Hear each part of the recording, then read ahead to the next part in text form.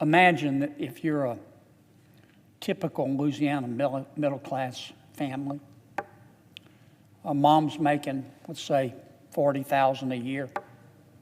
Dad's making $40,000 a year. You've got 2 children. You've got a house note.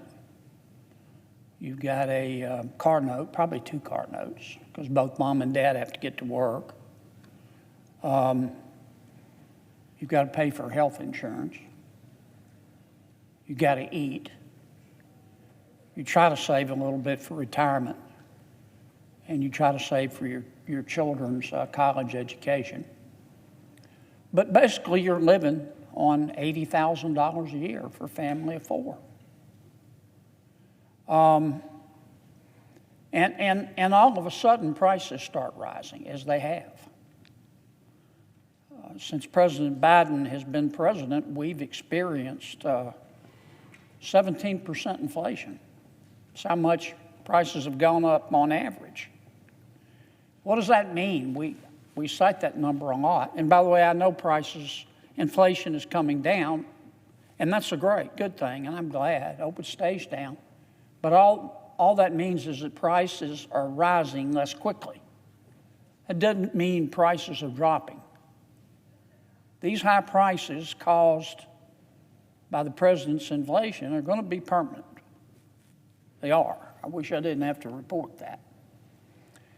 And as a result of Bidenomics and inflation, in my state, the average family making $80,000 a year is going to have to pay an extra $800 a month because of inflation. That's an extra $10,000 a year. So you're on a fixed income of $80,000, and you've got to find an extra $10,000.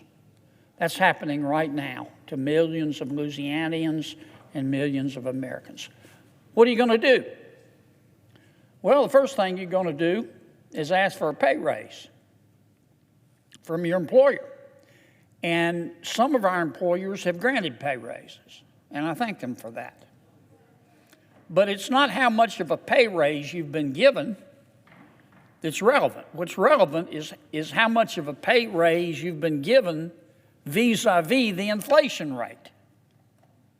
So that's why when we look at wages, we talk about real wages. That's the amount that wages have gone up after accounting for inflation. Well, here's what they look like. Since President Biden has been president, this chart represents wages after inflation. We started up here. We're down here. They've been a little bit better lately. So most Americans who have gotten a pay raise after inflation, it doesn't count. It just doesn't count. So pay raise doesn't work. It's great to have, but inflation eats it up and then some. Well, okay, that family still got to find $10,000. What do? Well, you're going to borrow the money, and that's what's happening. Credit card debt, buy now, pay later, other types of loans. Don't just take my word for it. On the last numbers we have in the third quarter of this year, credit card spending was up 9% at Chase Bank. It was up 15% at Wells Fargo.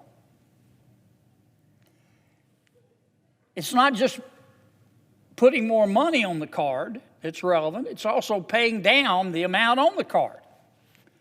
So people are not only borrowing more on that credit card, but they're not able to pay the amount on their credit card off as quickly as they were. Unpaid loan balances have gone through the roof. 16% at Chase Bank, up 14% at Wells Fargo, up 11% at Citigroup. People are using credit cards. They're charging more and more.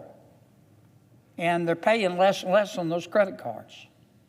And they're getting deeper into the hole.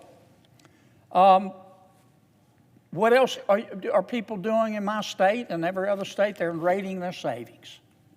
If you look at the numbers, personal deposits are down 3% year over year at Chase Bank. What does that mean?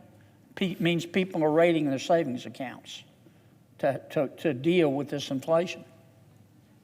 Personal deposits are down 5% at Citigroup. Personal deposits are down 10% at Wells Fargo, and 31% in the wealth management division of Wells Fargo.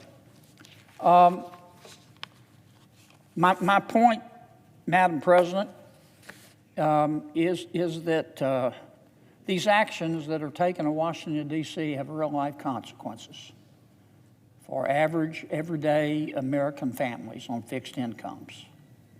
And as a result of this inflation, which is coming down, but the high prices are permanent, people are having to borrow, and people are having to raid their savings, and it is clearly a cancer on the American dream.